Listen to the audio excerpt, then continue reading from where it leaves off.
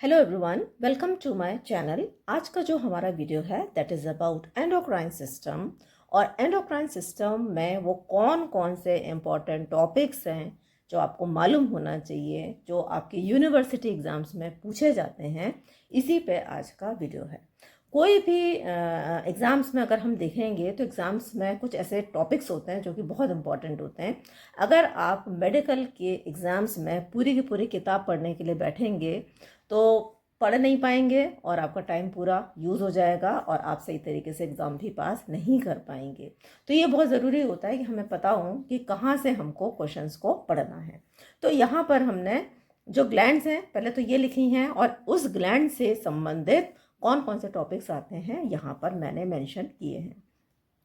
अब इसमें मैंने लॉन्ग आंसर क्वेश्चन और शॉर्ट आंसर क्वेश्चन को अलग से क्लासिफाई नहीं किया है, क्योंकि इसमें कई बार क्वेश्चंस मिक्स तरीके से आ जाते हैं। शॉर्ट वाला लॉन्ग में पूछ लेते हैं, लॉन्ग वाला शॉर्ट में आ जाता है। तो मैं सिर्फ आपको यहाँ पे टॉपिक्स को मेंशन कर रही हूँ, है ना। और जहाँ पे ऐसा लगेगा तो वो मैं आपको बताती चलूँगी। तो पहला पिट्यूटरी ग्लैंड को हम लेंगे, और पिट्यूटरी ग्लैंड में जो सबसे पहले आपको मालूम होना चाहिए वो है list of hormone secreted bye pituitary gland. तो पिट्यूटरी ग्लैंड में एक एंटीरियर पिट्यूटरी है और दूसरी पोस्टीरियर पिट्यूटरी है। तो दोनों ही पिट्यूटरी के जो हार्मोन्स हैं वो आपको मालूम होना चाहिए कि वो कौन कौन से सेक्रेट होते हैं। अब यहाँ पर ग्रोथ हार्मोन ये बहुत इंपॉर्टेंट है, इस पे एक लॉन्ग क्वेश्चन आता है।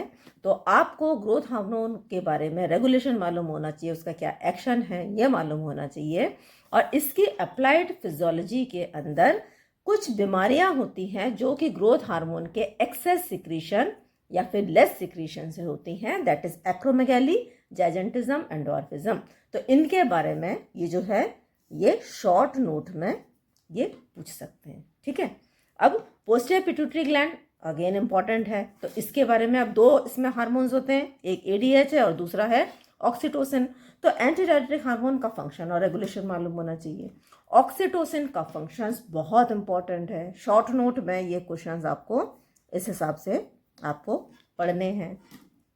Very important question, milk ejection reflex, है ना। तो ये कईयों बार पूछा जाता है। तो मिल्क इजेक्शन रिफ्लेक्स को भी आपको शॉर्ट नोट में पढ़ना है। अब नेक्स्ट आ जाते हैं हम थायराइड ग्लैंड पे। तो थायराइड ग्लैंड से रिलीज होने वाला थायराइड हार्मोन, अब ये एक ऐसा क्वेश्चन है जो कि बहुत बहुत ज़्यादा इंपॉर्टेंट है, क्योंकि आप क्लिनिकली भी देखें तो क्लिनिकली भी जो थायराइड के जो केसेस हैं बहुत मिलते हैं। तो ये क्वेश्चन तो बहुत ही इंपॉर्टेंट है, तो इसमें कुछ भी आपको नहीं छोड़ना है ना। तो थायराइड हार्मोन में आप क्या क्या चीज़ें पढ़ेंगे, सिंथेसिस कैसे होता है इसका, कैसे ये सेक्रेट होता है, रेगुलेशन आप पढ़ेंगे, इसके फंक्शंस को आप पढ़ेंगे। अब अगर थायराइड हार्मोन की कमी होती है तो उसकी वजह से होता है हाइपोथायराइडिज्म, जिसमें दो बीमारियां आती हैं, क्रेटिनिज्म एंड मिक्सेडेमा। तो ये शॉर्ट नोट में अलग से पूछ सकते हैं। देन हाइपरथायराइडिज्म में ग्रेव्स डिजीज, अगेन ये भी शॉर्ट नोट्स में पूछ सकते हैं, या फिर लॉन्ग क्वेश्चन में भी पूरा का पूरा ये जो है पूछा जा सकता है, ठीक है। तो ये आपको थायराइड ग्लैंड एक ऐसी है जो कि आपको पूरी पढ़नी है। अब पैराथायराइड ग्लैंड, ये इसको मैं कर देती हूँ, दिस इज वेरी इंपॉर्टेंट, है ना, ये पूरा ही पढ़ना है, ठीक है। ऑल अबाउट थायराइड, ठीक। अब पैराथायराइड ग्लैंड देखें तो ये उतनी इंपॉर्टेंट नहीं है कंपैरेटिवली पिट्यूटरी और थायराइड की, है ना। तो इसको आप सेकंड उसमें रखिएगा, ठीक है। तो इसमें आपको फंक्शंस पढ़ने हैं और इसका जो अप्लाइड एस्पेक्ट है हाइपोकैल्सेमिक टिटनी, इसके बारे में आपको पढ़ना है।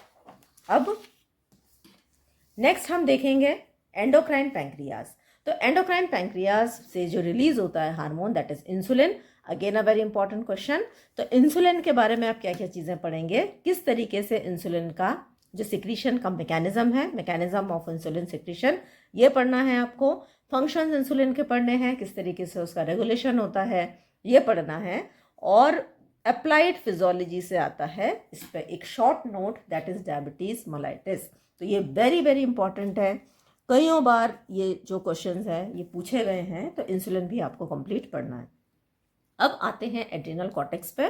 तो अब एड्रिनल ग्लैंड के दो भाग होते हैं, कॉर्टेक्स और मेडुला। तो एड्रिनल मेडुला के जो हार्मोन्स हैं उस पर उतना क्वेश्चन नहीं बनता है, लेकिन कॉर्टेक्स से क्वेश्चंस आते हैं। तो एड्रिनल ग्लैंड के पहले तो आपको हार्मोन्स मालूम होने चाहिए, उसके बाद में जो ग्लूकोकॉर्टिकॉइड है इसका एक्शन एंड रेगुलेशन ये मालूम होना चाहिए। अब एड्रिनल कॉर्टेक्स से संबंधित जो हार्मोन्स हैं उनका जो अप्लाइड एस्पेक्ट है, जिसमें 3-4 बीमारियां आ जाती हैं, कुशिंग सिंड्रोम, एडिसन्स डिजीज और प्राइमरी हाइपर एल्डोस्टेरोनिज्म, जिसको हम कॉन सिंड्रोम बोलते हैं। ये सारे जो क्वेश्चंस हैं आपको ये शॉर्ट नोट में मालूम होने चाहिए, ठीक है। अब मिनरलोकॉर्टिकॉइड है, इसमें भी रेगुलेशन और फंक्शंस कई बार ये पूछ लेते हैं। लास्ट में आते हैं हम कैल्शियम होम्योस्टेसिस, उतना इंपॉर्टेंट नहीं है तो इसको भी आप सेकंड लाइन में रखिएगा। तो इसमें रोल ऑफ पैराथायराइड हार्मोन मालूम होना चाहिए, विटामिन डी का क्या रोल है और फिर कैल्सिटोनिन का क्या रोल है, ये आपको मालूम होना चाहिए। तो अगर मैं इसमें मोस्ट इंपॉर्टेंट क्वेश्चंस आपको बोलूं तो वो हैं, पहला तो पिट्यूटरी ग्लैंड आप पूरा करेंगे, जिसमें ग्रोथ हार्मोन सबसे इंपॉर्टेंट है और पिट्यूटरी से रिलीज होने वाले हार्मोन्स, ठीक है। अब इसमें एक्रोमेगाली इंपॉर्टेंट है ना, तो ये एक्रोमेगाली ये इंपॉर्टेंट है, ठीक है। फिर ये ग्रोथ हार्मोन पूरा इंपॉर्टेंट है। पोस्टीरियर पिट्यूटरी में मिल्क इजेक्शन रिफ्लेक्स बहुत इंपॉर्टेंट है, एडीएच और ऑक्सीटोसिन इंपॉर्टेंट है। थायराइड ग्लैंड तो पूरी ही कंप्लीट पढ़नी है। फिर पैंक्रियाज में देखेंगे तो इंसुलिन पे आपको पूरा एक तरीके से मैकेनिज्म, फंक्शन, रेगुलेशन और डायबिटीज़ के बारे में पढ़ना है। और एड्रिनल कॉर्टेक्स में देखेंगे तो ये जो है शॉर्ट नोट्स में आप ये डिजीजेस को पढ़ लेंगे और action and regulation of glucocorticoid और एड्रिनल ग्लैंड के हार्मोन्स, है ना।